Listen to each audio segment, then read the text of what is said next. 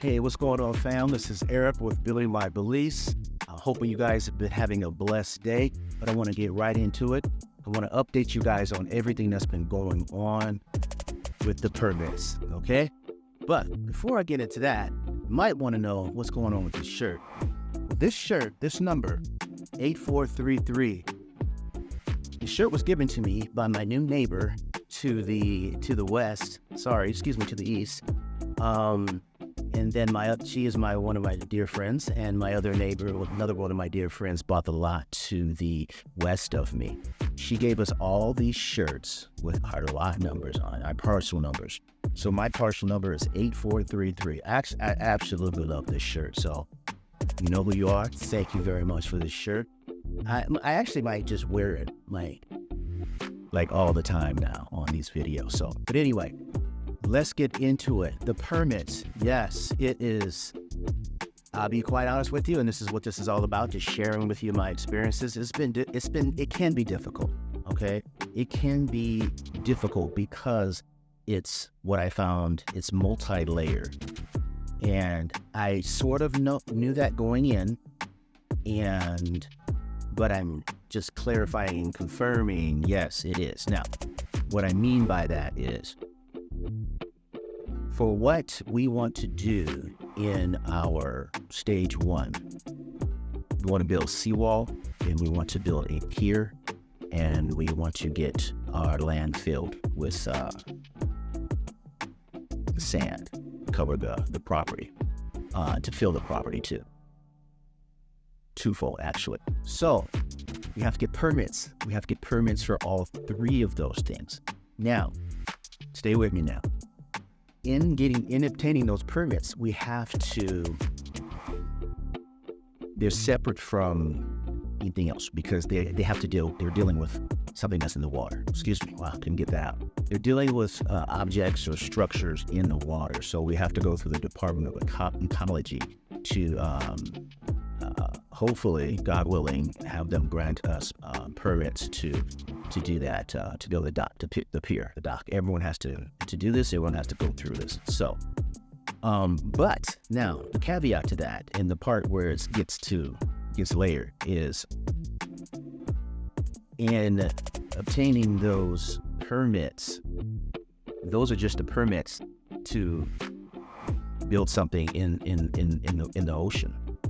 Now, you also have to have construction permits to build the seawall and the pier, and also be able to have someone come in and fill your property with the sand. So there's 3 permits there. Now, what I didn't tell you, I'm also in the process of getting bids and quotes on at least 3 different vendors in certain areas. Now, back to the permits. With the permits come certain things you have to submit with your application. One being a letter from the mayor or the town council. Another, more importantly, is they want to know what exactly you're building. What is the architectural designs of that dock and that seawall?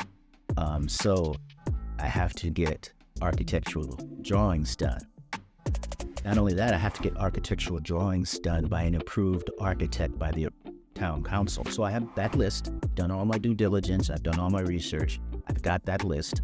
Now from that list, I have to get at least 3 or 4 quotes from the different architects to do my drawings. So I'm always in this getting bids mode right now, because I just don't want to go for the first architect that I find, or go for the first contractor, or go for the first whatever.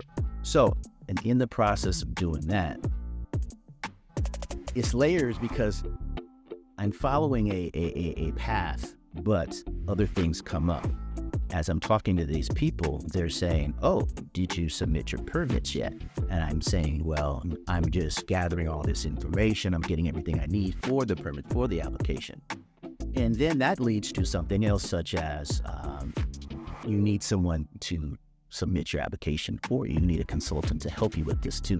Not only speed up the process, which could take up to minimum of a year, but to just get it to the right places and get it moving through the process and to do it all together. And so you have to pay that person to do that. So stay with me now. I know it's a lot.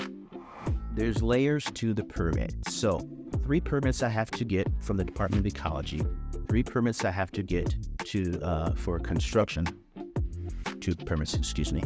And in all that, I'm getting bids and quotes for those services, from architects for my drawings to consultants to help me with the application process. And the consultants could be attorneys as well, attorneys and consultants. Sometimes attorneys, they have a service where they do all these things. And one of the things I'm also doing is putting our property in what we call an IBC, I believe, similar to an LLC. Helps you with this process, helps me with what we want to do with the property in the future. So that's something that consultants in IE and or the attorneys are helping me with as well. So now that is sort of an update of what we're doing. And just to look at my list here, yes, that's kind of everything that's going on right now, but it's a lot. And one of the key points that I'm really focusing on as I'm getting bids in and getting quotes and that sort of thing in return is not only I'm not just looking at, of course, the cheapest numbers that come in. I'm looking at how quick they respond, how professional they are, and can they show me their work. Some people just don't respond right away. I get the island time and I'm trying to be patient and all that. But when somebody does respond quickly and professionally and shows me their work and is excited and then has a vision, sees my vision, number one, and then has their own vision that can enhance what we're doing. And I've met a few of those people, and you know who you are, and I thank you very much, and you know we're going to be doing business together, and I'm so excited about that. So anyway, that's an update where we're at. Now, let me know in the comments if you want me to do a video on all the financials, okay? I didn't drop all of that right now, but the financials, meaning what are these bids coming in at, Eric? That would be good to know. You know, how much does it cost for an architect to render some drawings? How much does it cost for these permits? How much does it cost for the consultants? How much does it cost for the contractors, his bids coming in for the dock? How much does it cost to build a 60-foot dock with the palapa? How much does it cost to build a 100-foot seawall? How much does it cost to get our property, which is just under 2 acres and 750-ish feet? Oh, yes, 750 feet of beachfront. How much does it cost to get that filled with sand? So those are all the things that I'm getting in right now, that I've gotten in my little hands, that I'm sharing with my neighbors to the east and the west. And again, we're so excited about this process and this project, Building by Belize. So don't forget to like, share, and subscribe.